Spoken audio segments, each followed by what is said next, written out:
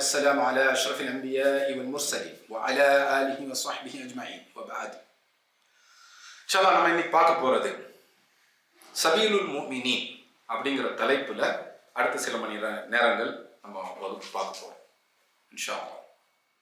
சபீலுல் முஃமினீன் அப்படின்னா என்ன? இந்த வார்த்தை குர்ஆனுடைய ஒரு ஆயத்திலிருந்து எடுக்கப்பட்டது. அல் முஃமினீன் உடைய வழிமுறை. சபீல் அப்படின்னா வழிமுறை அப்படின்னு அர்த்தம். அல் மூமினுடைய வழிமுறை. அல் மூமினா யாரு? மூமின் அப்படின்னா நமக்கு தெரியும். மூமின்னா யாரு? நம்பிக்கையாளர், விசுவாசி அப்படின்னு மொழிபெயர்ப்பு. அதனுடைய பன்மை தான் மூமினீன். ஆனால் இங்கே அல் மூமினின் வருது. அதெல்லாம் என்ன அப்படிங்கிறதெல்லாம் நம்ம இப்போ வகுப்புல பார்ப்போம் இன்ஷா அல்லாஹ். இப்போ மார்க்கத்துடைய அடிப்படை ஆதாரம் அப்படிங்கிறது எது? வஹி, இறை செய்தி தான். வஹிங்கிறது குர்ஆன் மூலமாக நம்ம பார்க்குறோம். குர்ஆன்ங்கிறது என்ன? கலாமுல்லாஹ், அல்லாஹ்வுடைய பேச்சு. வஹீனுடைய இன்னொரு பகுதி ரசூலுல்லாஹ் வழியாக நம்ம கிட்ட வருது. அதுதான் நபி வழி என்று நம்ம சொல்றோம். அரபியில அஸ்ஸுன்னா அல்லது சுன்னத்து ரசூலுல்லாஹ், சுன்னத்து நபி என்று சொல்லுவாங்க. அதனுடைய பதிவுகள் தான் ஹதீஸுகள். இப்போ நல்லா கவனிங்க, சுன்னா இருக்கு, சுன்னாவுடைய பதிவுகள் தான் ஹதீஸுகள். ஆதாரபூர்வமான ஹதீஸாக இருந்தால் அது சுன்னாவை நமக்கு அறிவிக்குது. இல்லை அது இட்டு கட்டப்பட்ட பொய்யான ஹதீஸ்னா அதில் சுன்னா வரல. அப்போ ஹதீஸ் சுன்னா ரெண்டுமே ஒன்னா? ஆதாரபூர்வமான ஹதீஸா இருந்தா அது சுன்னாவை சொல்றது தான். அப்போ ஆதாரபூர்வமான ஹதீஸ் மூலம் நம்ம சுன்னாவை பெற்றுக்கொள்றோம். அப்போ எதை பின்பற்றோம்? குர்ஆன், சுன்னா, இதுதான் பின்பற்றோம். இது ரெண்டு தான் வஹி. குர்ஆன்ங்கிறது கலாமுல்லாஹ், அல்லாஹ்வுடைய பேச்சு. இது வஹியினுடைய ஒரு பகுதி. அதை விளக்கக்கூடியதாக வரக்கூடியது சுன்னா, நபி வழி. அது வஹியினுடைய இன்னொரு பகுதி. இது மட்டும்தான் மார்க்கத்தில் ஆதாரம். மறுபடியும் சொல்ற கேட்டுங்க, இது மட்டும்தான் மார்க்கத்தில் ஆதாரம். வஹி மட்டும்தான் மார்க்கத்தில் ஆதாரம். வஹிங்கிறது குர்ஆன், சுன்னா, இந்த ரெண்டுமே சேர்ந்தது தான். குர்ஆனை மட்டும் எடுக்கிறோம், இல்லை குர்ஆனோட சுன்னாவை மோத விட்டு பார்க்குறோம், இதெல்லாம் தப்பு. அப்போ வஹி இதுதான் மார்க்கத்துடைய ஆதாரம். வஹிங்கிறது குர்ஆனாகும் சுன்னாவும் நம்மகிட்ட இருக்கு. இதை எந்த முஸ்லிமும் மறுக்க போறது இல்லை. எதை? குர்ஆன், சுன்னா. ஆனால் இது மட்டும்தான் ஆதாரமா அப்படின்னு கேட்கும்போது பலரும் பல விதமாக பேச ஆரம்பிக்கிறாங்க. சரி, இந்த குர்ஆன் சுன்னாவை எப்படி விளங்குறது? குர்ஆன் சுன்னா எப்படி விளங்குவோம்? கொஞ்சம் அரபி படிச்சவங்க சொல்லுவாங்க, அரபி வழியாக விளங்க போகிறோம். குர்ஆன் அரபியில் இருக்கு. ரசூல் அரபியில் தான் பேசினாங்க. ரசூலோட செயல்களே சஹாபா அரபியில் தான் அறிவிச்சாங்க. சுன்னா அரபியில் தான் இருக்குது. அப்போ அரபி தெரிஞ்சா குர்ஆன் சுன்னா விளங்க போகிறோம் அப்படின்னு சொல்லுவாங்க. இப்போ ஒரு சம்பவத்துக்கு வரும். அதி இப்னு ஹாத்திம் ரலியல்லாஹு அன்ஹு, இவங்க உடைய சம்பவம் ஒன்று இருக்கு. இதை பலரும் பல விதமாக விளக்கிட்டு இருக்கிறாங்க. அது இதுக்கு ஆதாரம் இல்லை, அதுக்கு ஆதாரம் பேசுறாங்க. அதி இப்னு ஹாத்திம் என்ன செய்யறாங்க? குர்ஆனுடைய ஒரு ஆயத்தை பார்க்குறாங்க. ஃபஜ்ருடைய நேரம் எது அப்படின்னு வரும்போது அல்லாஹ் என்ன சொல்றாங்க? ஹைத்துல் அபியத், ஹைத்துல் அஸ்வத்னு ரெண்டு வார்த்தைகளை சொல்றாங்க. கருப்பு கயிறு, வெள்ளை கயிறு. கருப்பு கயிறு வெள்ளை கயிறு பிரித்து தெளிவாக பார்க்கும்பொழுது காலை வெடிஞ்சிருச்சு அப்படின்னு வர்றாங்க. இப்போ இவங்க என்ன செஞ்சாங்க? தலையணையில் ரெண்டு கையிலையும் வச்சு கருப்பு கயிறு வெள்ளை கயிறு பளிச்சுன்னு எப்போ தெரியுதோ காலை நேரம் வந்துருச்சுன்னு முடிவு எடுக்கிறாங்க. இதை ரசூல்லா கிட்ட போய் சொல்றாங்க. ரசூல்லா சொல்றாங்க, இல்லை, அந்த புரிதல் சரியானது இல்லை, அல்லாஹ் அப்படி சொல்ல வரல, அது வானத்துல வித்தியாசம் தெரியும், அதைத்தான் நல்லா கருப்பு கயிறு வெள்ளை கயிறு என்று சொன்னாங்க என்று சொன்னாங்க.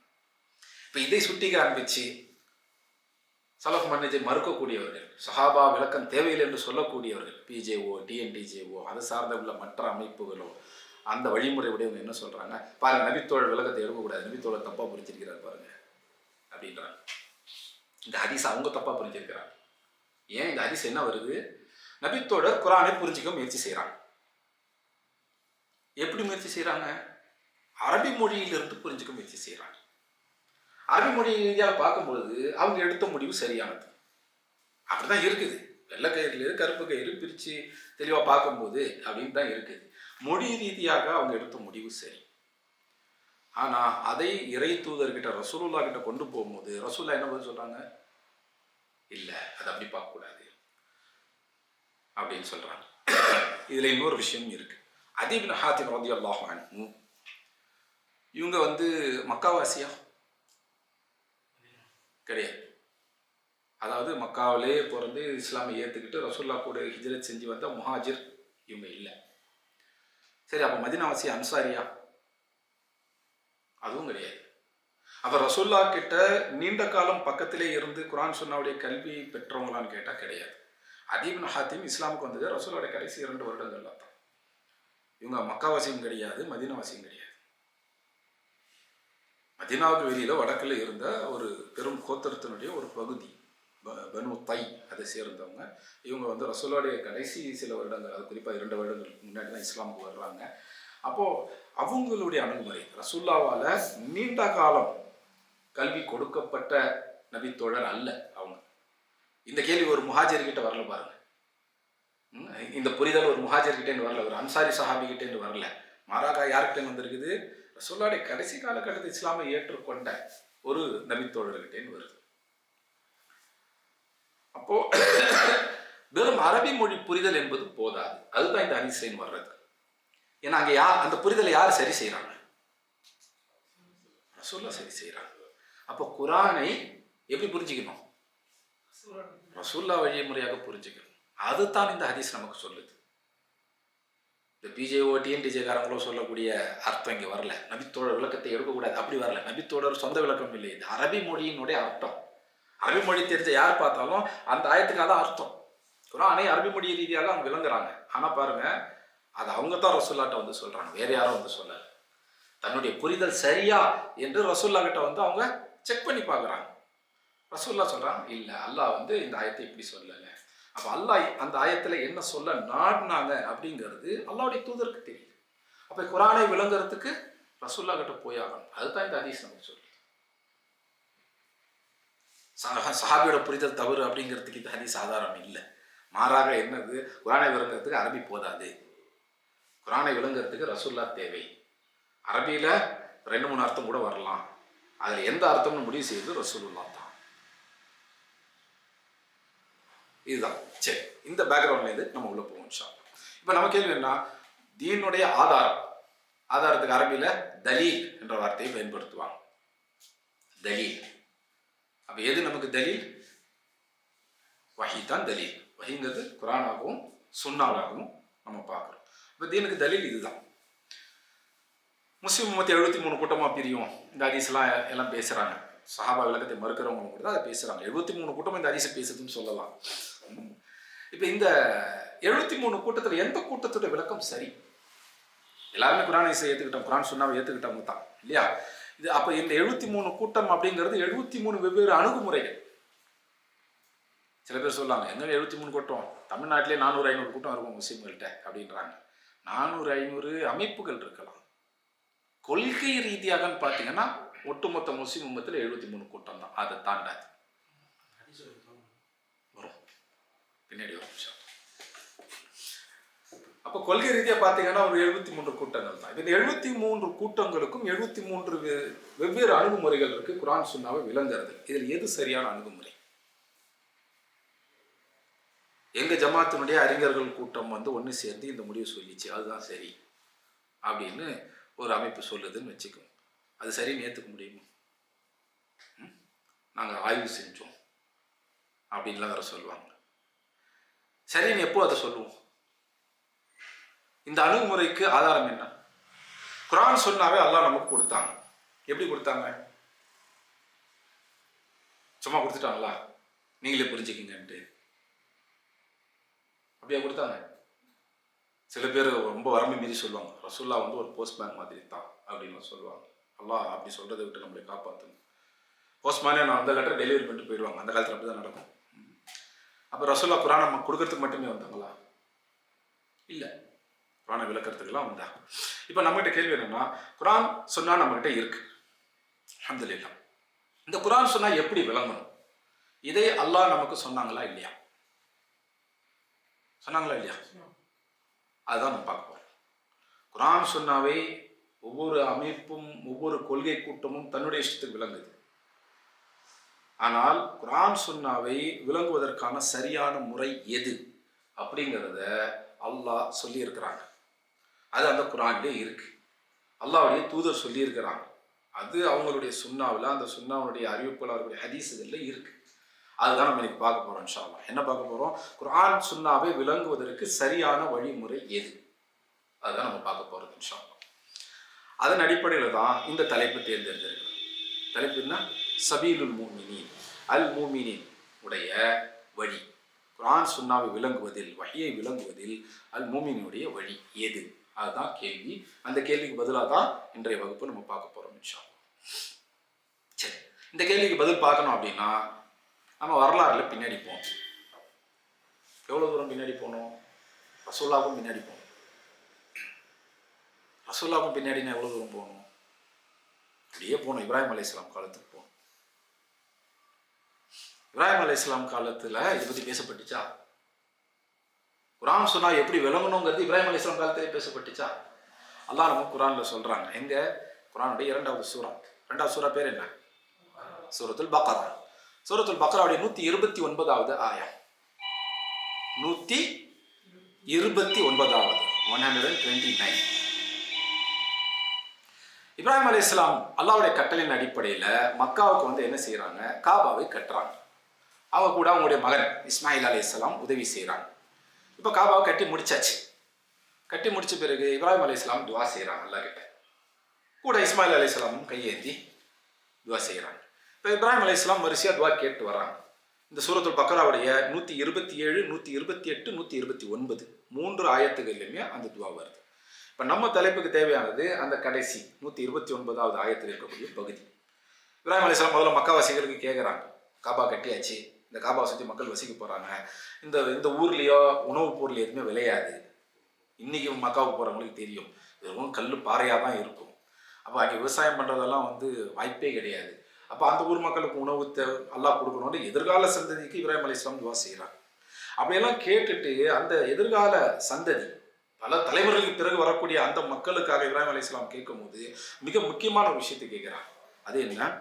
ரப்பனா, எங்களுடைய ரப்பே ரட்சகரே, வபஅத் ஃபீஹிம் ரசூலன் மின் அன்ஃபுஸிஹிம் யத்லூ அலைஹிம் ஆயாத்திக வயுஅல்லிமுஹுமுல் கிதாப வல் ஹிக்மத வயுஸக்கீஹிம் இன்னக அன்தல் அஸீஸுல் ஹகீம். இதுதான் அந்த துவா. இதுக்கு என்ன அர்த்தம்? ரப்பனா, எங்களுடைய ரப்பே அப்படின்னு கேட்குறாங்க. ஏன்னா 2 பேர் சேர்ந்து கேட்குறாங்க. ஒருத்தர் கேட்ட துவா எப்படி வரும்? ரப்பி. அதுக்கு மேலே 2 பேர் 3 பேர் அந்த மாதிரிலாம் கேட்டாங்கன்னா ரப்பனா, எங்களுடைய ரப்பே அப்படின்னு கேட்டு என்ன சொல்றாங்க? வபஅத் ஃபீஹிம் ரசூலன் மின் அன்ஃபுஸிஹிம், அவங்களுக்கு மத்தியிலே இருந்தே, மின் அன்ஃபுஸிஹிம், யார்? இந்த காபாவை சுற்றி வசிக்கிற மக்கள் இருக்கிறாங்களே அவங்களுக்கு மத்தியிலே இருந்தே ரசூலன், தூதர். வபஅத் ஃபீஹிம், ஒரு தூதரை எழுப்புங்க. இந்த மக்களுக்கு மத்தியிலே இருந்தே ஒரு தூதரை எழுப்புங்க. அந்த தூதர் என்ன செய்யணும்? அதையும் இப்ராஹிம் அலைஹிஸ்ஸலாம் கேட்கலாம். தூதரை எழுப்புங்கன்னு சொல்லி நிறுத்திடல. அந்த மக்களுக்கு அந்த தூதர் என்ன செய்யணும் அப்படின்னு சொல்லும் போது, யத்லூ அலைஹிம் ஆயாத்திக, உங்களுடைய ஆயத்துக்களை அந்த தூதர் திலாவா செய்யணும், ஓதி காண்பிக்கணும். அதுக்கு அடுத்து என்ன கேட்கிறாங்க? வயுஅல்லிமுஹுமுல் கிதாப வல் ஹிக்மா, அல் கிதாப் அல் ஹிக்மா, இந்த இரண்டையுமே அந்த ரசூல் அந்த மக்களுக்கு கற்றுக் கொடுக்கணும். யுஅல்லிம், அந்த இல்ம கொடுக்கணும். அதுக்கு அடுத்து என்ன கேட்கிறாங்க? வயுஸக்கீஹிம், அந்த மக்களை அவங்க தஸ்கியா செய்யணும். அந்த தூதர், அந்த ரசூல் அந்த மக்களை தஸ்கியா செய்யணும் அப்படின்னு சொல்லி கேட்குறாங்க. அப்போ எத்தனை விஷயங்களை கேட்டிருக்கிறாங்க? 3 4. அந்த ரெண்டாவது 2 விஷயங்கள் உள்ளடக்கி, கிதாபை கற்றுக் கொடுக்கறது, ஹிக்மாவை கற்றுக் கொடுக்கறது. ஸோ அது 2 ஆயிடுச்சு. அப்போ அதுக்கு முன்னாடி திலாவத், அதுக்கு பிறகு தஸ்கியா. அப்போ இப்ராஹிம் அலைஹிஸ்ஸலாம் 4 விஷயங்களை கேட்குறாங்க அந்த மக்களுக்கு. ஆக்சுவலாக கேட்டது ஒன்று தான், அவங்களுக்கு மத்தியில் ஒரு ரசூல் வரணும் அப்படிங்கிறது. அந்த ரசூல் என்ன செய்யணும்னு வரும்போது 4 விஷயங்கள் செய்யணும் அப்படின்றாங்க. அதில் முதலாவது திலாவா. திலாவான்னு என்ன? ஓதுறது.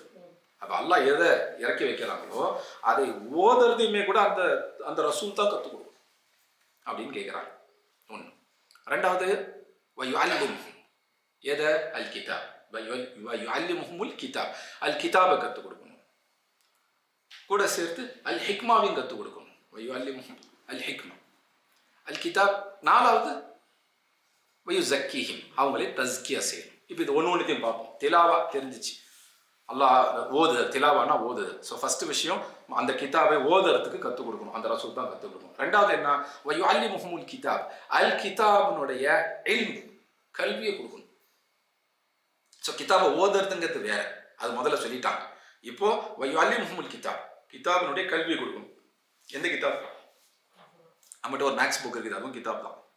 சயின்ஸ் புக் இருக்குது, அதுவும் கிதாப் தான். ஒரு நாவல் இருக்குது, அதுவும் கிதாப் தான். எல்லாமே கிதாப் தான். ஆனால் இங்கே அல்லாஹ் என்ன சொல்கிறாங்க, வெறும் கிதாப்ங்கிற வார்த்தையை பயன்படுத்துறது. அதுக்கு முன்னாடி அல் அப்படின்ற ஒரு வார்த்தை வருது. அல் வந்துச்சுன்னா அதுக்கு வந்து ஒரு 3 விஷயங்கள் இருக்குது. பட் பரவலாக அல் வந்துச்சு. இந்த குறிப்பாக இந்த இடத்துல பார்த்தீங்கன்னா இது வந்து மாரிஃபா அப்படின்னு சொல்லுவாங்க. அரபி இலக்கணத்தில் மாரிஃபா நக்கீரா அப்படின்னு சொல்லுவாங்க. அறியப்பட்டது, அறியப்படாதது.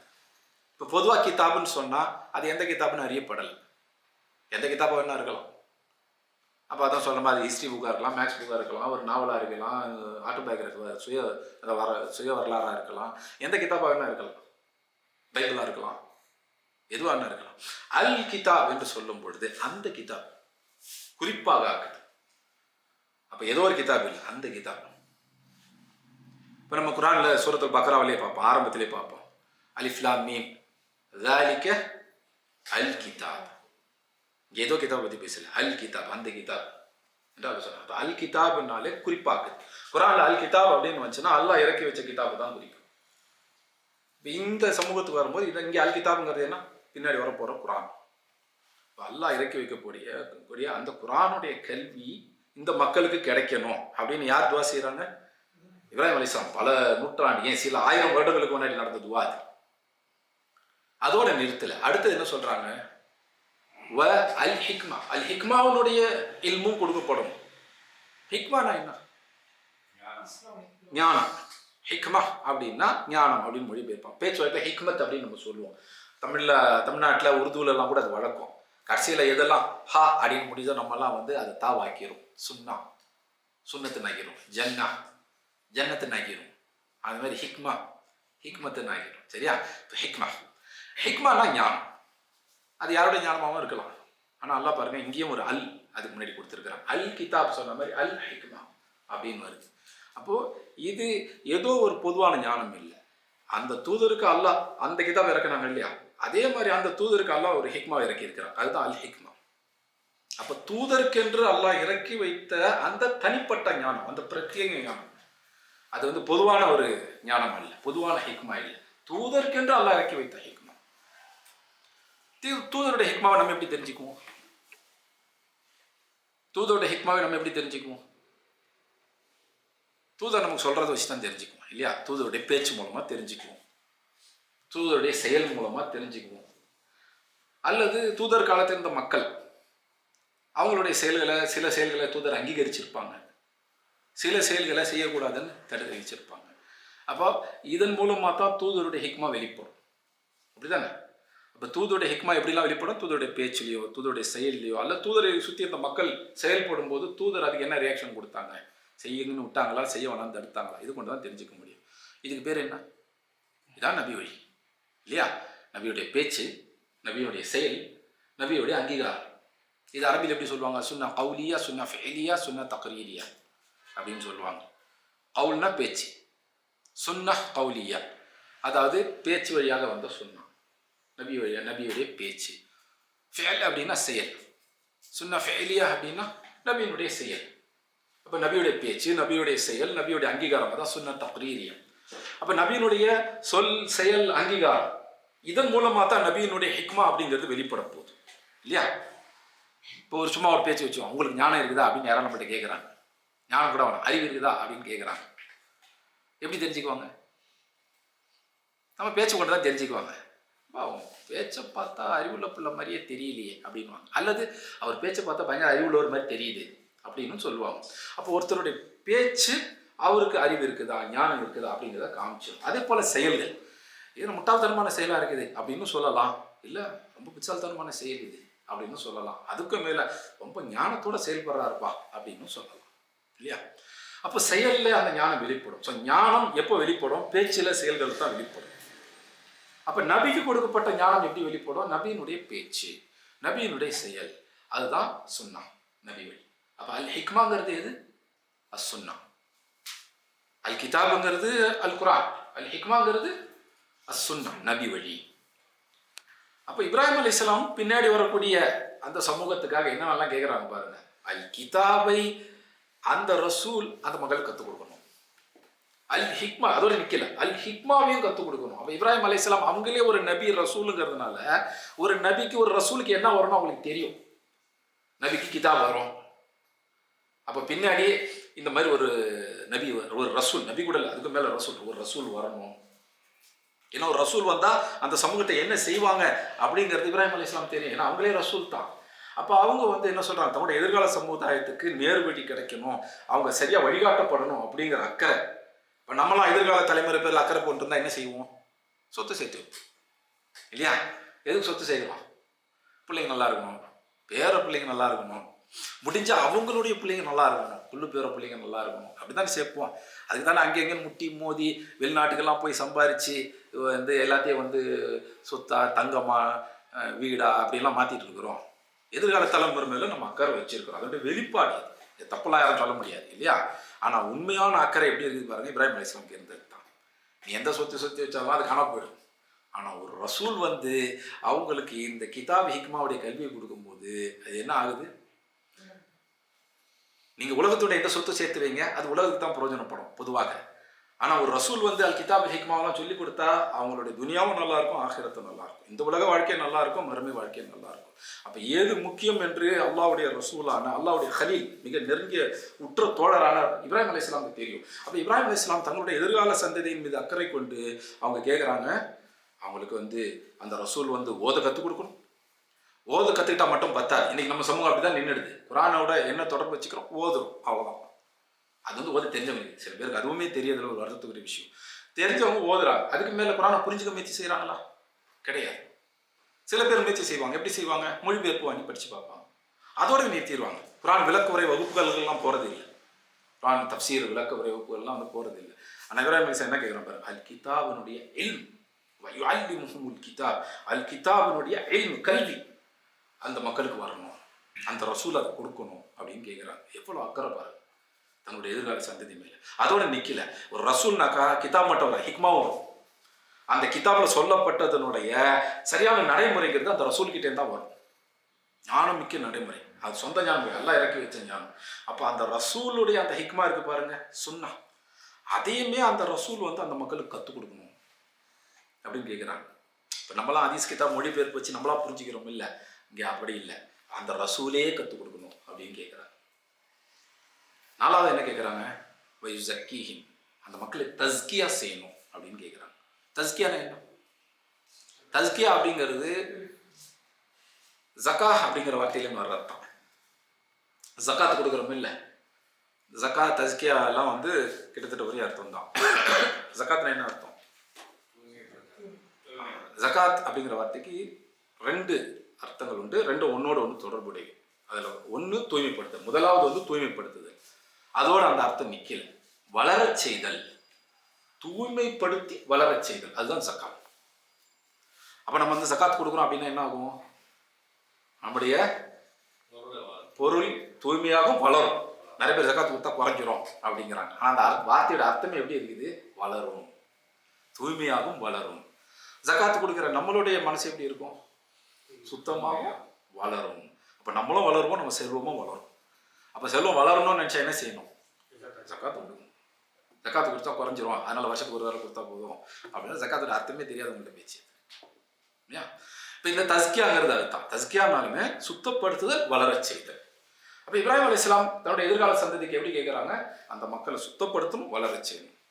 எதில் சுத்தப்படுத்துறது? கொள்கை சுத்தத்திலேருந்து ஆரம்பிக்கும். அவங்களுடைய நம்பிக்கைகள், அக்கீதா, அதுவே சுத்தமாகும். ஈமான்னா என்னன்னு அவங்களுக்கு கரெக்டாக தெரியணும். அது யாருக்கிட்டேருந்து வரணும்? ரசூல் தான் சொல்லித்தரும் அப்படின்ட்டு அவங்க எல்லார்கிட்ட கேட்குறாங்க. அந்த ஈமான் இருந்துச்சுன்னா அது உங்களுடைய பேச்சு செயலில் வெளிப்படும், நம்முடைய குணங்கள், பண்புகளில் வெளிப்படும். அப்போ ஈமான் இருந்துச்சுன்னா நம்ம பண்பு எப்படி இருக்கும்? எங்கள் ஊர் பக்கத்து ஊரில் ஒரு வழக்கு சொல்லுவாங்க, சொல்லுல சுல்தான், செயலில் ஷைத்தான் அப்படின்வாங்க. வெச்செல்லாம் நல்லா தான் இருக்குது, செய்கையெல்லாம் சைத்தான் மாதிரி இருக்குது அப்படின்னு சொல்லுவாங்க. நல்ல அக்கீதா இருந்துச்சுன்னா அவங்களுடைய அஹ்லாக், அதப், அவங்களுடைய ஒழுக்கங்கள், பண்புகளும் நல்ல ஒழுக்கமாக, நல்ல பண்பாக இருக்கும். இன்னைக்கு அக்கீதா படிக்கிறாங்க, அவங்கள்ட்ட ஒரு சரியான ஒழுக்கம் இருக்க மாட்டேங்குது இல்லையா? ஒரு பெரும் குறைபாடாக நம்ம பார்க்குறோம். சலஃபி அக்கீதா தான், ஆனால் அவங்க பண்ணுற பாலிடிக்ஸ் இருக்குது, தவாலேயே அவங்க ஒரு பெரும் அரசியல் பண்ணுறாங்க. அவரை பற்றி இவர் இப்படி பேசுகிறார், அவரை பற்றி அப்படி பேசுகிறார், அவரை கவுக்குறார், இவரை கவுக்குறார். இது அரசியல் கட்சியில் இருக்கிற அரசியலுக்கு கொஞ்சமும் குறைவில்லாமல் சில நேரம் அதை விட கூடுதலாக தாவத்துறையில் அரசியல் நடக்கும் இல்லையா? பார்த்துருக்கிறோம் இல்லை? ஆனால் நம்முடைய அகீதா சரியாக இருந்தால், நம்பிக்கை சரியாக இருந்தால், அது நம்முடைய சொல்லுல வெளிப்படும், நம்முடைய செயல்ல வெளிப்படும். அப்போ நம்முடைய நம்பிக்கைகள் சுத்தம் செய்யப்பட்டால் நம்முடைய சொல்லும் சுத்தம் செய்யப்படும், நம்முடைய செயலும் சுத்தம் செய்யப்படும். அதுதான் தஸ்கியா. தஸ்கியா அப்படி நடக்கும்போது நம்முடைய எல்லாமே சரியாகும், எல்லாமே சுத்தமாகும், எல்லாமே வளரும், நம்முடைய ஈமான் வளரும். சுத்தமான ஈமானோட அந்த ஈமான் வளரக்கூடியதாக இருக்கும். அதுதான் தஸ்கியா. அப்போ அதனுடைய முக்கியத்துவத்தை இப்ராஹிம் அலைஹிஸ்ஸலாம் தெரிஞ்சிருக்கிறாங்க. பின்னாடி இந்த குர்ஆன்ல நம்ம பார்க்கிறோம். சூரத்து ஷம்ஸ் எத்தனாவது சூரா அது? 91 சூரத்து ஷம்ஸ். வஷ்ஷம்சி வதுஹாஹா வல் கமரி என்று அல்லாஹ் சத்தியம் செய்வாங்க. அல்லாஹ் எது சொன்னாலும் அது உண்மை, அப்படிதானே? அல்லாஹ் எது சொன்னாலும் உண்மை, அது சத்தியம். அதுவே அல்லாஹ் சத்தியம் விட்டு சொன்னா, சத்தியத்திலேயே முக்கியமான விஷயம் இது. அதுல ஒரு விஷயம் இல்லாம 2 விஷயம் 3 விஷயத்து மேல சத்தியம் செஞ்சா அது இன்னும் கூடுதல் முக்கியத்துவம் வாய்ந்தது, வெயிட்டேஜ் அதிகம். இந்த சூறால அல்லாஹ் 11 சத்தியங்களை செய்யறாங்க. குர்ஆன்லயே ஒரே இடத்துல அதிகமான சத்தியம் வந்தது இந்த சூறால தான், சூரத்து ஷம்ஸ்ல தான். வஷ்ஷம்சி, ஷம்ஸின் மீது சத்தியமாக ஆரம்பிச்சு அப்படியே வர்றான். வனஃப்சி, நஃப்ஸ் மேல சத்தியமாக, வனஃப்சி ஸவ்வாஹா ஃபஅல்ஹமஹா ஃபுஜூரஹா வ தக்வாஹா அப்படின்னு சொல்லிட்டு அடுத்து அல்லாஹ் சுப்ஹானஹு வ தஆலா என்ன சொல்றாங்க? قد أفلح من زكاها وقد خاب من دساها. நஃப்ஸ் மேல சத்தியம் செஞ்சிட்டாங்களா? நஃப்ஸ் மேல சத்தியம் செஞ்சுட்டு அல்லாஹ் என்ன சொல்றாங்க? قد أفلح, قدனா நிச்சயமா, உறுதியா, قد أفلح நிச்சயமா அவங்க வெற்றி பெற்றுட்டாங்க. யாரு? மன் ஜக்காஹா, எந்த மனிதன் நஃப்ஸை சுத்தப்படுத்தி கொண்டாரோ, வளர செய்து விட்டார், தஸ்கியா செஞ்சுட்டார். யார் நஃப்ஸை தஸ்கியா செஞ்சுட்டாரோ அவரு நிச்சயமா வெற்றி பெற்று விட்டார். قد أفلح وقد خاب, இன்னும் நிச்சயமா இவர் தோத்துட்டார், நஷ்டம் அடைஞ்சிட்டார். யாரு? மன் தஸ்ஸாஹா, யார் நஃப்ஸை தஸ்ஸா ஆக்கினாரு, தத்சியா. தஸ்கியாவுக்கு எதிர்ப்பதும் தத்சியா. ஜக்காஹா நல்லா சொல்றாங்க பார்த்தீங்களா, அதுக்கு எதிரில் என்ன சொல்றாங்க? தஸ்ஸாஹா. அது தத்சியா அப்படின்னு சொல்லுவாங்க. அதுக்கு என்ன அர்த்தம் அப்படின்னா மூழ்கடிச்சிடுறது. மன் தஸ்ஸாஹா அப்படின்னா என்னன்னா மூழ்கடிச்சிடுறது. அது ஒரிஜினல் அரபியில் எப்படின்னா, ஒரு விவசாயம் பண்ணுறவர் எதையாவது ஆழ குழி தோண்டி புதைக்கிறாருன்னு வச்சுங்க, மண்ணுக்குள்ளே போட்டு மறைச்சிடுறது, இல்லை சேத்துல போட்டு மூழ்கடிக்கிறது, அதுக்கு தான் தஸ்ஸாஹான்னு சொல்லுவாங்க. இப்போ யார் நஃப்ஸை பாவத்திலே மூழ்கி அடிச்சுட்டாங்களோ, தவறான கொள்கையிலே விட்டுட்டாங்க, மூழ்கி அடிச்சுட்டாங்களோ அவங்க நஷ்டம் அடைஞ்சிட்டாங்க. யார் நஃப்ஸை தஸ்கியா செஞ்சுட்டாங்களோ, சுத்தப்படுத்திக்கிட்டாங்களோ, வளர செஞ்சாங்களோ அவங்க நிச்சயமாக வெற்றி பெற்றுட்டாங்க என்று அல்லாஹ் சுப்ஹானஹு வ தஆலா சொல்கிறாங்க. அப்போது தஸ்கியா அப்படிங்கிறது தான் வெற்றிக்கான வழி. அல்லாஹ் அதானே சொல்கிறாங்க, قد أفلح من زكاها, நிச்சயமாக அவங்க வெற்றி பெற்றுட்டாங்க யார் நஃப்ஸை தஸ்கியா செஞ்சாங்களோ அவங்க. அப்போ அந்த தஸ்கியத்து நஃப்ஸ், நஃப்ஸை தஸ்கியா செய்த சுத்தப்படுத்துதல் அப்படிங்கிறது வெற்றிக்கான வழி. அது மட்டும்தான் வெற்றிக்கான வழி. அதை தான் இப்ராஹிம் அலைஹிஸ்ஸலாம் இங்கே கேட்குறாங்க. 4ஆவதா கேட்கறது அதுதான், அந்த மக்களை தஸ்கியா செய்யணும். வயுஸக்கீஹிம், அந்த ரசூல் தஸ்கியா செய்யணும். இது இப்ராஹிம் அலைஹிஸ்ஸலாமுடைய துவா. இந்த துவாவை எல்லாம் ஏற்றுக்கிட்டாங்களா? ஏற்றுக்கிட்டாங்க. எப்படி சொல்கிறோம்? குர்ஆன்ல அல்லாஹ் சொல்றாங்க. இதே சூரத்துல் பக்ரா 2வது சூராவினுடைய 151வது ஆயத்து. இப்போ நம்ம பார்த்தது 129. அங்கே ஒரு 12 ஆயத்து ஆகணும்னா 151வது ஆயத்துல அல்லாஹ் சுப்ஹானஹு வ தஆலா பதில் கொடுத்ததை பற்றி சொல்றாங்க. கமா அர்சல்னா ஃபீக்கும் ரசூலன் மின்கும், உங்களுக்கு மத்தியிலேருந்து ஒரு ரசூலை அனுப்புனது போல என்று சொல்றாங்க. யத்லு அலைக்கும் ஆயாத்தினா, உங்களுக்கு என்னுடைய ஆயத்தை அந்த ரசூல் ஓதி காண்பிப்பார். வயுஸக்கீக்கும், உங்களை அவர் தஸ்கியா செய்வார். வயுஅல்லிமுகுமுல் கிதாப வல் ஹிக்மா, உங்களுக்கு அல் கிதாப் அல் ஹிக்மா ரெண்டுத்தையுமே கற்றுக் கொடுப்பார் என்று அல்லாஹ் சுப்ஹானஹு வ தஆலா சொல்றாங்க. இப்போ இங்கே பாருங்க, 4 விஷயங்கள் இப்ராஹிம் அலைஹிஸ்ஸலாம் கேட்டாங்களா?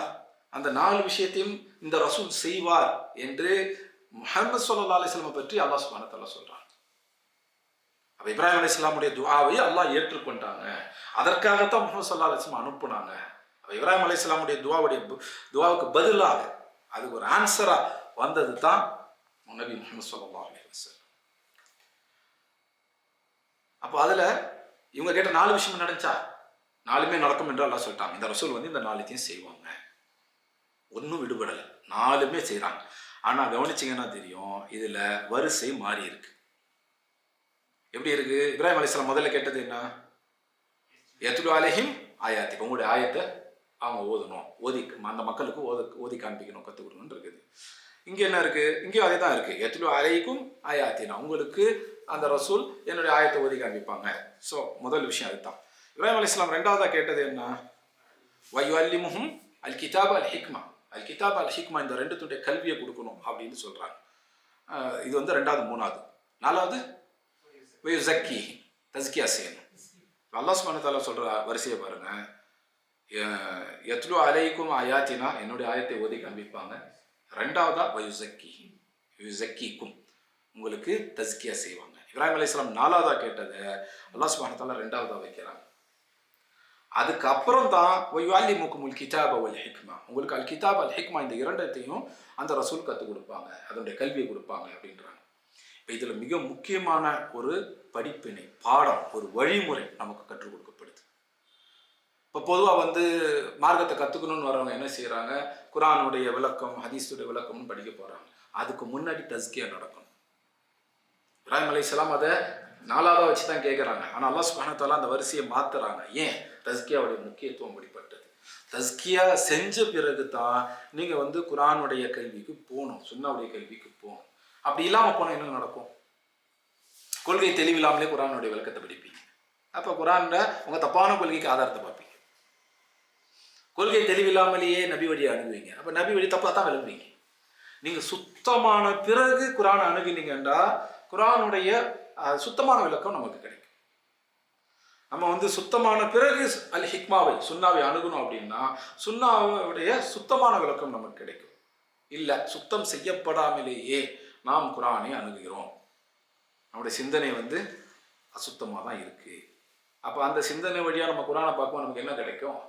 தப்பான ஒரு விளக்கம் தான் கிடைக்கும். வழிகேடா குர்ஆனை வச்சு அவங்க தப்பாக விளக்கிட்டு இருப்பாங்க, வழிகேடான கொள்கையை உருவாக்குவாங்க. எல்லா வழிகேட்டக்கூடிய கூட்டங்கள்லையும் இதை பார்க்கலாம். அப்போ தஸ்கியாங்கிறது ரொம்ப முக்கியம். தஸ்கியாங்கிறது வந்து கொள்கையை சுத்தப்படுத்துலேருந்து ஆரம்பிக்குதுங்கிறது ஞாபகத்தில் வச்சுக்கணும். நிறைய இயக்கங்கள் தஸ்கியத்து நஃப்ஸ் அப்படின்றலாம் வந்து பயிற்சி முகாம்கள் நடத்துகிறாங்க. அதில் என்னன்னு பார்த்தீங்கன்னா நல்லொழுக்கம் நற்பண்பு மட்டும்தான் பேசுகிறாங்க. ஆனால் தஸ்கியாவுடைய அடிப்படை எது? முதல்ல நம்பிக்கை சுத்தப்படுத்துது, அகீதா சுத்தமாகும். ஈமான்னா என்ன அப்படின்னு தெளிவாக தெரிஞ்சு அவங்க ஈமான் கொண்ட பிறகு அந்த நல்ல ஒழுக்கங்கள்னால ஈமான் அதிகரிக்கும், நற்பண்புகளால் ஈமான் அதிகரிக்கும். அப்போ தஸ்கியத்து நஃப்ஸ்னா, தஸ்கியானா அதோடைய ஃபர்ஸ்ட் விஷயம் எது? கொள்கையை சுத்தப்படுத்துறது. அதனால தான் நபி முஹம்மது ஸல்லல்லாஹு அலைஹி வஸல்லம் தாவா எப்படி இருந்துச்சு? முதல்ல கொள்கை சொல்றதா தான் இருந்துச்சு. மக்களுக்கு முதல்ல அந்த ஈமானை பற்றி கற்றுக் கொடுக்கறதா தான் இருந்துச்சு. தொழுகை எப்போ கடமையாக்கப்படுது? முஹம்மது ஸல்லல்லாஹு அலைஹி வஸல்லம் அவங்களுடைய 40வது வயசில் நபியாக ரசூலாக ஆகிறாங்க. தொழுகை எப்போ கடமையாக்கப்படுது? மேராஜில் கடமையாக்கப்படுது. மேராஜ் எப்போ நடந்துச்சு? ரஜப் மாதம் 27. அப்படி ஆதாரபூர்வமான ஹதீஸ் எதுவுமே இல்லை. ஆதாரபூர்வமான ஹதீஸில் எப்படி இருக்குது? நபி ஸல்லல்லாஹு அலைஹி வஸல்லம் சஹாபாட்ட கேட்குறாங்க, மேராஜ் எப்போ நடந்துச்சு? அது நபி ஸல்லல்லாஹு அலைஹி வஸல்லம் மதீனாவுக்கு ஹிஜ்ரத் செய்யறதுக்கு 6 மாதம் முன்னாடியோ அல்லது 1 வருஷம் முன்னாடியோ நடந்துச்சு. எந்த மாதம் கூட அவங்க சரியா சொல்லலை. 6 மாதம் முன்னாடியோ இல்லை 1 வருஷம் முன்னாடி அடுத்த 6 மாதம் கேப் இருக்குது. இதுக்குள்ளே எந்த மாதமாக வேணால் அது இருக்கலாம். சஹாபாவுக்கு மேராஜினுடைய தேதி முக்கியம் இல்லை, மேராஜில் என்ன சொல்லப்பட்டுச்சு அதுதான் முக்கியம். மேராஜில் என்ன சொல்லப்பட்டுச்சு? ஒரு நாளைக்கு 5 வேளை தொழுகைன்னு சொல்லப்பட்டுச்சு, பக்ராவுடைய அந்த ஆயத்துக்கள் இறக்கப்பட்டுச்சு, இப்படி இருக்கணும்னு சொல்லப்பட்டுச்சு. அதுதான் அவங்க எடுத்துக்கிட்டாங்க. மற்றபடி அந்த நாளெல்லாம் எடுத்து கொண்டாடல. ஆனால் நம்ம மக்கள் வந்து நாளை எடுத்துக்கிட்டாங்க, மற்றதை விட்டுட்டாங்க. அன்னைக்கு மீராஜில் எது கொடுக்கப்பட்டுச்சோ அதை விட்டுட்டாங்க, தலைகீழாயிட்டோம். மீராஜில் கொடுக்கப்பட்டு விட்டா மீராஜ் நாளை எடுத்துக்கிட்டாங்க. அது கூட சரியான நாள் கிடையாது, அதை விட போடுங்க. அப்போ மீராஜ் எப்போ நடந்துச்சு? ரசூலுல்லாஹ் 12 வருஷம் மக்கால தாவா செஞ்ச பிறகு அப்போதான் மீராஜ் நடக்குது. அப்போதான் ஒரு நாளைக்கு 5 வேளை தொழுகை அப்படிங்கிறது கடமையாக்கப்படுது. அப்போ அதுக்கு முன்னாடி தொழுதாங்களா இல்லையா? தொழுதாங்க. ஏன்னா இப்ராஹிம் அலைஹிஸ்ஸலாம், இஸ்மாயில் அலைஹிஸ்ஸலாம் காலத்தில் தொழுகைன்னு இருந்துச்சு. ஆனால் அது பல மாறுதல்களோடு இருக்கும். இன்னைக்கு இருக்கிற மாதிரி ஒரு நாளைக்கு 5 வேளை தொழுகைன்னு இல்லை. ஃபஜ்ருக்கு 2 ரக்கத்து, zuஹருக்கு 4 ரக்கத்து, மக்ரிபுக்கு 3 ரக்கத்து அப்படின்றலாம் அவங்க தொழுவில்லை. ஒரு நாளைக்கு 2 வேளை தொழுவாங்க, இல்லை நினைச்சப்போ தொழுவாங்க. அப்படி தான் தொழுதுகிட்டு இருந்தாங்க. மேராஜில் தான் ஒரு நாளைக்கு 50 வேளை தொழுகைன்னு கடமையாக்கப்பட்டு மூசா அலைஹிஸ்ஸலாமுக்கு நம்ம மேலே கருணை பாருங்க. மூசா அலைஹிஸ்ஸலாமோட உம்மத்து பேரில் மூசா அலைஹிஸ்ஸலாமுக்கு கருணை தாக்கு பிடிக்க மாட்டாங்க, போய் குறைச்சி கேளுங்க அப்படின்றாங்க. அவங்க கேட்டுக்கிட்டு 5 வேளை தொழுகைக்கு வந்து நிற்கிறாங்க. அப்போ 5 வேளை தொழுகை கடமையாக்கப்படுது. அப்போ தான் கடமையாக்கப்படுது. அப்போ ஒரு நாளைக்கு 5 வேளை தொழுகை அப்படிங்கிறது தெரியுது. அதுக்கப்புறம் ஜிப்ரீல் அலைஹிஸ்ஸலாம் மீராஜ் முடிஞ்ச பிறகு மக்காவுக்கு வந்து இறங்கி 5 வேளையுமே இறங்கி வர்றாங்க. ஃபஜர் எப்படி தொழணும் தொழுது காண்பிக்கிறாங்க, லுஹர் எப்படி தொழணும், லுஹருடைய நேரத்தை எப்படி கணக்கிடணும், அசருடைய நேரத்தை எப்படி கணக்கிடணும், அசார் எப்படி தொழணும் அப்படின்னு 5 வேளையும் வந்து தொழுது காண்பிச்சுட்டு போகிறாங்க. சஹீஹ் முஸ்லிம்ல ஹதீஸ் எல்லாமே இருக்குது. அப்பதான் வந்து அந்த ஒரு நாளைக்கு 5 வேளை தொழுகை அதை இப்படி தான் தொழுணுன்னு இருக்கு. அப்போ அதுக்கு முன்னாடி தொழுதாங்களான்னாக்கா தொழுவாங்க, ஆனால் இந்த மாதிரி கிடையாது. ஒரு இது நேராக நிற்கணும், முதல்ல சூரத்துல் ஃபாத்தியா ஓதணும், அதே பிறகு துணை சூறா ஓதணும், ருக்குல இதை செய்யணும், ருக்குல நேஞ்சி நிற்கணும், அப்புறம் சஜிதா 2 சஜிதா செய்யணும், அது ஃபஜ்ர்னா 2 ரக்காத்து, இது வந்து 1 ரக்காத்து, ஃபஜ்ர்னா 2 ரக்காத்து, 2வது ரக்காத்து இறுதியில் இப்படி உட்காரணும்.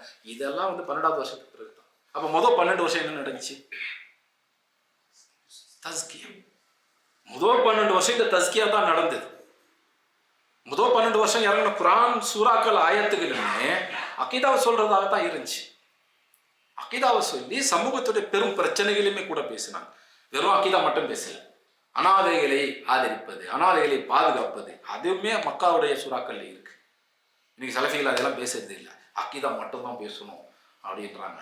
மக்காவுடைய சூறாக்கள் அக்கீதா மட்டும்தான் இருந்துச்சுன்னு சொல்லும் போதே கூடவே பார்த்தா அனாதை 40 மேற்பட்ட இடங்கள்ல அனாதைகளை பாதுகாக்கிறது, ஆதரிக்கிறது பற்றி குரான்ல வருது. பெரும்பாவங்களை பற்றி இந்த கொடுக்கல் வாங்கல ஏமாத்துறது, சூரத்துல் முத்தஃபிஃபீன், இதெல்லாம் எங்க மதீனாலே வந்துச்சு. மக்கி சூறாக்கள், கொடுக்கல் வாங்கல ஏமாத்துறது, இதெல்லாம் வந்து பெரிய விஷயங்கள். அப்போ பெரும்பாவங்களை பற்றி, பெரிய பாதிப்புகளை பற்றி எல்லாமே மக்காவில் வந்துச்சு. தஸ்கியாங்கிறது அதெல்லாம் சேர்த்தது தான். ஒழுக்கங்கள் பண்புகள் எல்லாம் சரியாகும். எதன் அடிப்படையில்? அகீதாவின் அடிப்படையில். அப்போ மக்காவுடைய அந்த முதல் 12 வருஷங்கள் இதுதான். தொழுகையினுடைய சட்டம் வந்து 1 வருஷத்துல ஹிஜ்ரத் செஞ்சு மதீனாவுக்கே போயிடுறாங்க. மதீனாவுக்கு போன பிறகு தான் ரமதானுடைய நோன்பு கடமையாகுது, அதை தொடர்ந்து தான் ஜக்காத்து கடமையாகுது. இது மாதிரி ஒன்று ஹஜ்ஜு 9வது வருஷம் தான் இந்த ஆயத்தை இறங்குது. 10வது வருஷம் ரசூல் ஹஜ்ஜி செய்கிறாங்க. ரசூல் எத்தனை ஹஜ்ஜி செஞ்சாங்க? நபி ஆறதுக்கு முந்தி ஹஜ்ஜி செஞ்சிருக்கிறாங்களா? செஞ்சிருக்கிறாங்க. அது அந்த காலத்துல எல்லா அரபிகளும் செஞ்சாங்க. நபியான பிறகு ஹஜ்ஜி செஞ்சாங்களா? செஞ்சாங்க. ஹஜ்ஜில் தான் வந்து எத்திரிபாசிகளை பார்த்து அவங்களுக்கு தாவா செஞ்சு அவங்க இஸ்லாமை ஏற்றுக்கிட்டாங்க. ஹிஜ்ரத்துக்கு பிறகு ரசூல்லா ஹஜ்ஜி செஞ்சாங்களா அப்படின்னா ஒரு ஹஜ்ஜி செஞ்சாங்க. அதுவும் எப்போ? ஹஜ்ஜு கடமை என்ற ஆயத்து இறங்கின பிறகு, ஹஜ்ஜு கடமையாக்கப்பட்ட பிறகு ரசூல்லா எத்தனை ஹஜ்ஜி செஞ்சாங்க? ஒரு ஹஜ். இறுதி ஹஜ்ஜுன்னு போடுவோம் பார்த்தீங்களா, அதுதான் அவங்களோட முதல் ஹஜ்ஜும் கூட. எப்போ? ஹஜ்ஜு கடமையாக்கின பிறகு. ஆனால் அதுக்கு முன்னாடி ஹஜ்ஜு செஞ்சிருக்கிறாங்க, மக்காவில் இருக்கும்போது செஞ்சிருக்கிறாங்க, வருஷமே செஞ்சாங்கன்றது தான் நமக்கு கிடைக்கிது. ஹஜ்ஜு கடமையாக்கப்பட்ட பிறகு நபி ஸல்லல்லாஹு அலைஹி வஸல்லம் வந்து ஒரு ஹஜ்ஜு தான் செய்கிறாங்க. அதுதான் கடமையாக்கப்பட்ட பிறகு அவங்க செஞ்ச முதல் ஹஜ், கடைசி ஹஜ், ரெண்டுமே. சரியா? சரி. அப்போ சட்டங்கள்லாம் பார்த்தீங்கன்னா மதீனாவில் இருந்த அந்த 10 வருஷம், மதீனாவுக்கு கிளம்புறதுக்கு முன்னாடி உள்ள அந்த 1 வருஷம், 11 வருஷத்துல தான் சட்டங்கள்லாம் இருக்குது. அப்போ முதல் 12 வருஷம் அவங்களுடைய தாவால் என்ன வந்துச்சு? இந்த தஸ்கியா. இதான் ஈமான். இதன் அடிப்படையில் உங்களுடைய அக்கீதாவை சரி செய்து கொள்ளுங்கள். இதான் ஈமான். ஈமானை பெற்றுக்கொள்ளுங்கள். இந்த ஈமான் இருந்துச்சுன்னா நீங்க இப்படி இருக்க மாட்டீங்க, இப்படி இருப்பீங்க. நல்லொழுக்கங்கள், நற்பண்புகள் இதெல்லாம் சொல்லப்படுது. சமூகத்துக்கு வெளியே இப்படி அக்கறையுடையவா இருப்பீங்க, அனாதைகளை நீங்க இப்படி அரவணைப்பீங்க அப்படின்லாம் சொல்லப்படுது. அப்ப இதுக்கு அடுத்ததாக தான் அல்லாஹ் சுப்ஹானஹு வ தஆலா சொல்றாங்க, வயுஅல்லிமு, உங்களுக்கு வந்து கற்றுக் கொடுப்பாங்க. எதை? அல் கிதாப் அல் ஹிக்மா. இப்ராஹிம் அலைஹிஸ்ஸலாம் 4வதா கேட்டது அல்லாஹ் சுப்ஹானஹு வ தஆலா 2வதா வைக்கிறாங்க.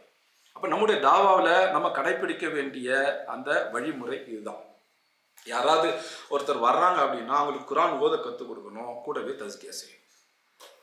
அதாவது எடுத்து அகீதா, அஹ்லாக் இதெல்லாம் சரி செய்யணும். அதுல ரெடியானவங்களுக்கு தான் அல் கிதாபினுடைய விரிவான கல்வி, குர்ஆனுடைய விரிவான விளக்கம். அதுல ரெடியானவங்களுக்கு தான் ஹதீஸுடைய விரிவான விளக்கம். இப்போ இதை வந்து இன்னும் சில பேர் தப்பா புரிஞ்சு, அப்படின்னா முதல்ல அகீதா கிதாபுகளை பாடமா எடுக்கணும் அப்படின்வாங்க. அப்படிதானே? சஹாபா கிட்ட எந்த அகீதா கிதாப் இருந்துச்சு? அகீதுல் வாசித்தியாவா? கிதாபு தௌஹீதா? ஷரஹ் சுன்னா பர்பஹாரிதா? எந்த கிதாப் இருந்துச்சு? குர்ஆன் தான். குர்ஆனுடைய அந்த மக்கா சூறாக்கள் தான், அந்த சின்ன சின்ன சூறாக்கள் தான். அதுதான் தஸ்கியாவுக்கானது. குர்ஆனை கொண்டு தான் தஸ்கியா ஆனாங்க. குர்ஆனுடைய சமூகம் அவங்க, குர்ஆனால் வார்த்தெடுக்கப்பட்ட தலைமுறை அவங்க. தஸ்கியாவுமே அது கொண்டு தான். அப்போ இங்கே யுஅல்லிமுல் கிதாப்னா என்ன அர்த்தம்? குர்ஆனுடைய விரிவான விளக்கம், விரிவான கல்வி, அதனுடைய சட்டங்கள், அதை பற்றி விரிவான. அப்போ இப்ராஹிம் அலைஹிஸ்ஸலாம் ஒன்று தான் கேட்டாங்க, அந்த மக்களுக்கு மத்தியிலேருந்து ஒரு ரசூலை எழுப்ப சொல்லி. அந்த ரசூல் வந்து 4 விஷயங்களை செய்யணும்னு கேட்டாங்க. அந்த 4 விஷயங்களை அவங்க கொடுத்த அந்த வரிசை என்ன? முதல்ல திலாவத், ஓதுதல். 2வது கிதாபினுடைய கல்வி. 3வது ஹிக்மாவுடைய அல் ஹிக்மாவுடைய கல்வி. 4வது தஸ்கியம். அல்லாஹ் சுப்ஹானஹு வ தஆலா அதை ஏற்றுக்கிட்டாங்களா? ஏற்றுக்கிட்டாங்க. அதுதான் 2வது சூராவுடைய 151வது ஆயத்தில் பார்க்குறோம். ஆனால் வரிசையில் ஒரு மாற்றத்தை அல்லாஹ் ஏற்படுத்தி இருக்கிறாங்க. அப்போ இப்ராஹிம் அலைஹிஸ்ஸலாம் 4வதா வச்சது அல்லாஹ் 2வதா கொண்டு வர்றாங்க. அப்போ அதனுடைய முக்கியத்துவம் தெரியும், தஸ்கியாவுடைய முக்கியத்துவத்தை நம்ம புரிஞ்சுக்கணும். அதான் சூரத்து ஷம்ஸ்ல பார்த்தோம். அல்லாஹ் சுப்ஹானஹு வ தஆலா என்ன சொல்றாங்க? அத் அஃப்லஹ மன் ஸக்காஹா. யார் தஸ்கியா செஞ்சாலும் வெற்றி பெற்றுட்டாங்க. அப்போ அந்த அளவுக்கு அது முக்கியத்துவன்றதுனால தான் அந்த அல்லிமுஹுல் கிதாப் அல் ஹிக்மா, அல் கிதாப் அல் ஹிக்மாவுடைய கல்விக்கு முன்னால தஸ்கியாவை அல்லாஹ் சுப்ஹானஹு வ தஆலா வைக்கிறாங்க. அப்போ இந்த நபி இதை செய்வாங்க அப்படின்னு யார் சொன்னது? அல்லாஹ்வே சொல்லிட்டாங்க. இப்ராஹிம் அலைஹிஸ்ஸலாம் கேட்டாங்க. அது 2வது சூராவுடைய 129வது ஆயத்தில் பார்க்குறோம். இதை இந்த நபி செய்வாங்க என்று அல்லாஹ் சொல்லிட்டாங்க. அப்போ அது நடக்குமா நடக்காதா? கண்டிப்பாக நடக்கும். அல்லாஹ் சொன்ன வார்த்தை தப்பி போகுமா? கட்டாயம் நடக்கும். இதுவே போதும் இந்த தலைப்பு முடிக்கிறது. இதுக்கு மேலே இந்த கிளாஸே தேவையில்லை இன்ஷா அல்லாஹ். ஏன்? அல்லாஹ் நடக்கும்னு சொல்லிட்டாங்க. அது நடந்திருக்கும். என்ன நல்லா நடந்திருக்கும்? சஹாபா மதியில் தானே, சஹாபா தானே அவங்க. யார் இதை ரசூல்லா மேலே ஈமான் கொண்டாலும் அவங்களுக்கு சஹாபான்னு பேர். சஹாபா குரான் ஓதுறது யார்கிட்டையும் கற்றுக்கிட்டாங்க? அல்லாஹ் சொல்லிட்டாங்க இந்த ரசூல் செய்வாங்கன்ட்டு. அப்போ ரசூல் தான் குரான் ஓத கற்றுக் கொடுத்துருப்பாங்க. அப்புறம் சஹாபாவுக்கு தஸ்கியா நடந்துச்சா இல்லையா? சொல்கிறாங்க நடக்கல. பாருங்க சஹாபாவை இன்னார் பாவம் செஞ்சுருக்கிறாங்க. அல்லாஹ் சொன்னாங்க நடக்கும்னு சொல்லிட்டு. இவர் சொல்றதை ஏற்றுக்கிறதா அல்லாஹ் சொல்றதை ஏற்றுக்கிறதா? அல்லாஹ் சொல்றதான் ஏற்றுட்டாங்க. அதுதான் ஈமான். நான் ஏற்றுக்க மாட்டேன்னு சொன்னா காஃபிர் ஆகிடும். அல்லாஹ் என்ன சொல்றாங்க? தஸ்கியா நடக்கும் அப்படின்னு சொல்லிட்டு. அதாவது அல்லாஹ் சுப்ஹானஹு வ தஆலா என்ன சொல்றாங்க? இந்த மக்களுக்கு இந்த ரசூல் தஸ்கியா செய்வாங்க அல்லாஹ் சொல்லிட்டாங்க. அப்ப இது நடந்திருக்குமா நடந்திருக்காதா? கட்டாயம் நடந்திருக்கும். இல்ல நடக்கல அப்படின்னு ஒருத்தர் சொல்றாரு. இப்ப அவர் பேச்சை நம்புறதா அல்லாஹ் பேச்சை நம்புறதா? அல்லாஹ் பேச்சை நம்பியே ஆகணும். நம்பலைன்னா காஃபிர் ஆயிடும். அவர் பேச்சை நம்பலைன்னா ஒன்னும் ஆக போறது இல்லை. இன்ஃபேக்ட் அவர் அல்லாஹ் பேச்சுக்கு முரணா பேசுறாரு. அவர் காஃபிர் ஆயிடுவார். இப்போ அவர் தான் டேஞ்சர்ல இருக்கிறார். அல்லாஹ் பேச்சுக்கு நேர் எதிராக பேசுற. அல்லாஹ் செய்வாங்கன்னு சொல்றாங்க, நீ நடக்கலன்னு சொல்ற. அல்லாஹ் நேர் எதிராக பேசுறியா நீ அப்படின்னு தான் நம்ம கேட்க முடியும். அப்ப நீ யாரு? இது ஷைத்தான் தான் செஞ்சான், இப்போ அடுத்து நீ செய்யற அப்படின்னு நீ ஒரு ஷைத்தான். இதான் சொல்ல முடியும் குறைஞ்சபட்சமா அதை பற்றி சொல்றதா இருந்தா. அப்போ அந்த தஸ்கியா நடக்கும்னு அல்லாஹ் சொல்லிட்டா கட்டாயம் நடந்தும்.